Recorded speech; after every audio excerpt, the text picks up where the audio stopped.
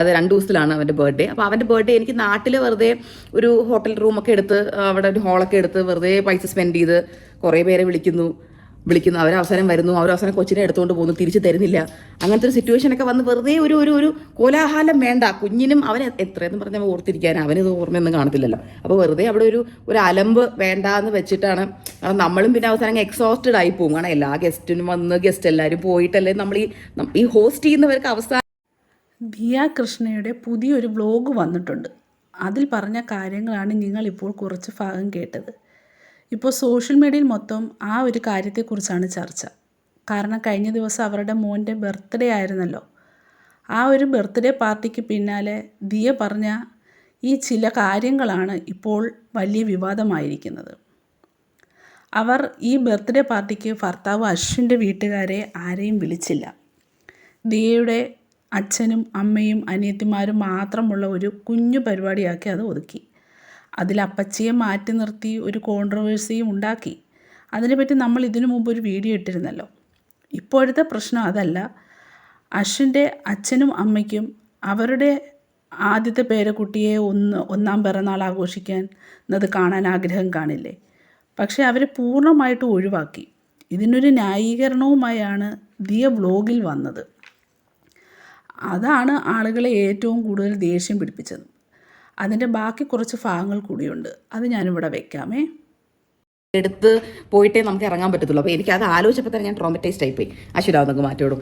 അപ്പോൾ തന്നെ ഞാൻ ട്രോമറ്റൈസ്ഡ് ആയിപ്പോയി. അപ്പോൾ അതിനേക്കാൾ ഇപ്പം അശ്വിനായാലും അത് താല്പര്യമില്ല. അശ്വിനും ഇതുപോലെ ഒന്ന് പ്രൈവറ്റായിട്ട് നമ്മൾ 3 പേരും എവിടെയെങ്കിലും ഇപ്പോൾ ബേബി ഇച്ചിരിയുടെ വലുതായിട്ട് വെൻ ഹി റിമെമ്പേഴ്സ് ഓക്കെ അവൻ്റെ ബർത്ത്ഡേ ഇപ്പോൾ അവന് വേണ്ട കേക്ക് അങ്ങനെ വേണം, അവനെ ടോയ്സ് അങ്ങനെ വേണം എന്നൊക്കെ പറയുമ്പോൾ നമുക്ക് അഫ്കോഴ്സ് അങ്ങനെ ചെയ്തു കൊടുക്കാൻ പറ്റും. എല്ലാവരെയും വിളിച്ച് അവനൊരു ഗിഫ്റ്റൊക്കെ കിട്ടട്ടെ, എൻ്റർടൈൻമെൻറ്റ് ആവട്ടെ എന്നൊക്കെ വിചാരിക്കാം. പക്ഷേ ഇതിപ്പോൾ എല്ലാവരും ഗിഫ്റ്റ് കൊണ്ട് വന്നാലും അവ അത് മൈൻഡ് പോലും ചെയ്യത്തില്ല. അവനാകെ വീട്ടിലുള്ള 1-2 ചട്ടിങ്കല്ലൊക്കെയാണ് അവന് ഇഷ്ടം. നമ്മളതൊക്കെ കൂടെ പറക്കിയെടുത്ത് ഫ്ലാറ്റിൽ കൊണ്ട് വെക്കണം. അവസാനം ഫ്ലാറ്റിൽ ഇരുന്ന് പൊടി പിടിക്കും. അവസാനം അത് വേറെ ആർക്കെങ്കിലും എടുത്ത് കൊടുക്കണം. എന്തിനാ വെറുതെ ഇത്രയും കോംപ്ലിക്കേഷൻസ്? അതുകൊണ്ടാണ്. കേട്ടല്ലോ, ഇങ്ങനെയൊക്കെയാണ് ദിയ പറയുന്നത്. ബന്ധുക്കളെ എല്ലാവരെയും വിളിച്ചാൽ അവർ വരും, കൊച്ചിനെ അങ്ങോട്ടും ഇങ്ങോട്ടും എടുക്കും, പിന്നെ തിരിച്ചു തരില്ല, ആകെ അലമ്പാകുമെന്ന്. നാണമില്ലേ ദിയയ്ക്ക് ഇങ്ങനെ പറയാൻ? അപ്പോൾ വിളിക്കുന്ന ബന്ധുക്കൾ ആരും വരണ്ടായോ? അവരുടെ വീട്ടിലൊരു ഫംഗ്ഷന് വിളിക്കുമ്പോൾ ബന്ധുക്കൾ പോകണോ വേണ്ടായോ എന്ന് രണ്ടാമതൊന്ന് ആലോചിക്കുന്നത് നല്ലതായിരിക്കും.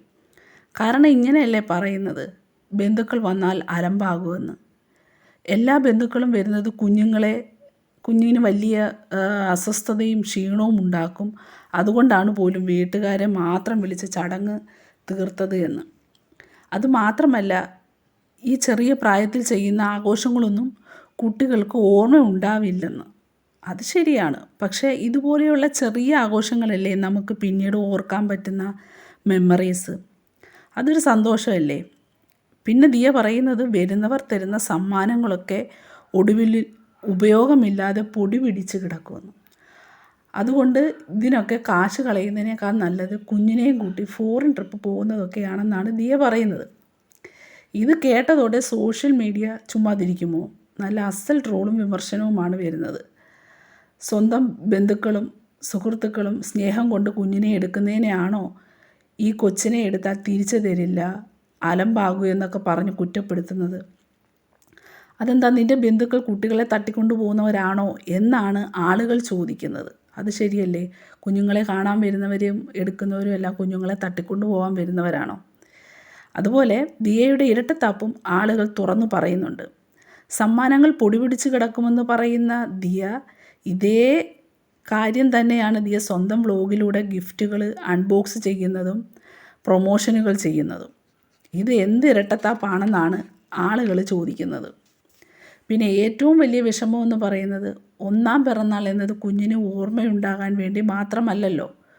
കുട്ടിയുടെ അച്ഛൻ്റെയും അമ്മയുടെയും കുടുംബങ്ങളും ഒത്തുചേർന്ന് സന്തോഷിക്കേണ്ട ഒരു സമയമല്ലേ. അവിടെ അശ്വിൻ്റെ മാതാപിതാക്കളെ ബോധപൂർവം മാറ്റി നിർത്തിയത് ഒട്ടും ശരിയായില്ലെന്ന് തന്നെയാണ് ഭൂരിഭാഗം പേരും കമൻറ്റ് ചെയ്യുന്നത്. ദിയയുടെ അച്ഛനും അമ്മയ്ക്കും മകൾക്ക് ഇതൊന്ന് പറഞ്ഞു മനസ്സിലാക്കി കൊടുക്കാമായിരുന്നു എന്ന് പറയുന്ന പ്രേക്ഷകരുമുണ്ട്. ചുരുക്കം പറഞ്ഞാൽ ഒരമ്മ എന്ന നിലയിൽ കുഞ്ഞിനെ ശ്രദ്ധിക്കുന്നത് നല്ലത് തന്നെയാണ്. പക്ഷേ അതിനായി ഭർത്താവിൻ്റെ വീട്ടുകാരെയും ബന്ധുക്കളെയും ഇത്തരത്തിൽ പൊതുമധ്യത്തിൽ മോശക്കാരായി ചിത്രീകരിച്ചത് ഒട്ടും ശരിയായില്ലെന്നാണ് എല്ലാവരുടെ അഭിപ്രായം. അശ്വിന് ആ വീട്ടിൽ ഒരു വിലയുമില്ല. പിന്നല്ലേ അച്ഛൻ്റെയും അമ്മയ്ക്കും. ഇതിൽ എന്താണ് നിങ്ങൾക്ക് തോന്നിയത് എന്ന് കമൻറ്റ് ചെയ്യണം കേട്ടോ. ഇന്നത്തെ വീഡിയോ ഇഷ്ടമായെന്നുണ്ടെങ്കിൽ സബ്സ്ക്രൈബ് ചെയ്യുകയും കമൻറ്റ് ചെയ്യുകയും ഷെയർ ചെയ്യുകയും ഒക്കെ വേണം കേട്ടോ.